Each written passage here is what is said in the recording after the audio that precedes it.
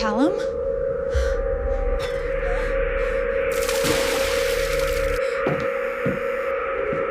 Mom.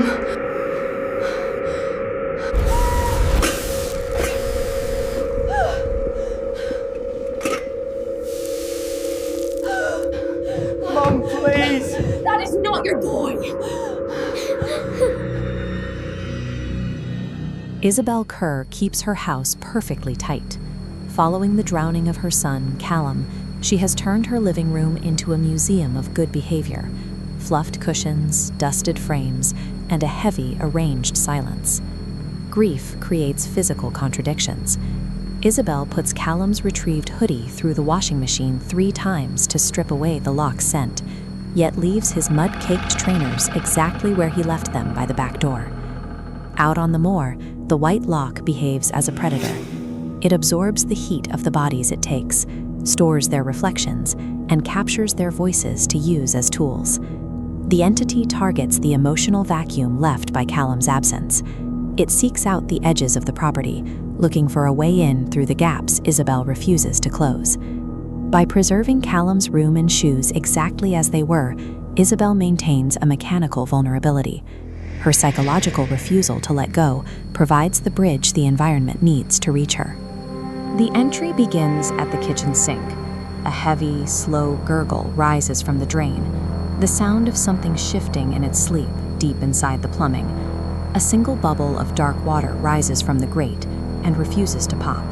It holds its shape, sitting on the metal like a solid. For Isabel, the realization is immediate. The entity has bypassed the miles of moorland to enter her domestic plumbing system. Once this water establishes a connection to a household pipe network, the physical safety of a modern home effectively disappears. The entity begins probing memory and denial. It monitors Isabel's reactions, adjusting its strategy to find the triggers that provoke the strongest response. The house phone rings with no caller ID. When picked up, it plays a distorted echo of Callan's favorite football chant, slowed down as if hummed through a mouthful of silt. When the phone is ignored, the manifestations move to the physical space. A single, wet, adult-sized footprint appears on the dry carpet of the hallway.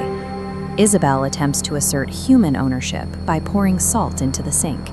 She relies on traditional boundaries to keep rot out of her space. The salt dissolves instantly. These traditional defenses fail because it adapts in real time. It bypasses fixed rules to focus on the victim's shifting emotional state. When Katrine arrives to intervene, she finds the house has already transitioned into a trap. Katrine attempts to force normalcy by boiling the kettle. It clicks on, but produces a wet hiss, the sound of breath being pulled through teeth.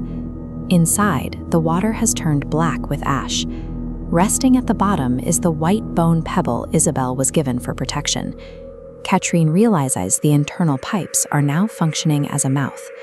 The water is utilizing the very defenses they've tried to use against it.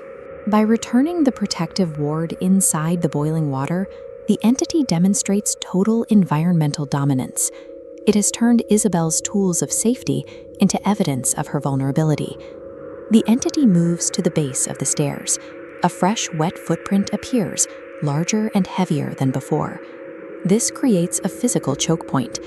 By blocking the hallway, the entity steers Isabel toward Callum's room, a dead-end space with no alternate exit. From the darkness of the upstairs hallway, a voice calls out. It is a flawless mimic of Callum saying "Mum." Isabel knows the voice is a lure, but her body reacts before her logic can intervene. She moves toward the stairs on maternal instinct. Katrine stops her, pointing out the mechanical nature of the call. They have heard this voice in the drains and the pipes. If Isabel follows the sound, she becomes the next vessel for the entity's voice, providing the biological mouth it needs to call its next victim. The entity relies on a specific certainty that the instinct to comfort a child will override the instinct for self-preservation. Survival for Isabel means enduring the sound of her son's voice calling from the dark without ever answering. She must perform the task of turning her back on the stairs and walking out of the house, leaving the mimicry unanswered. Defeating the entity requires an agonizing, unnatural choice.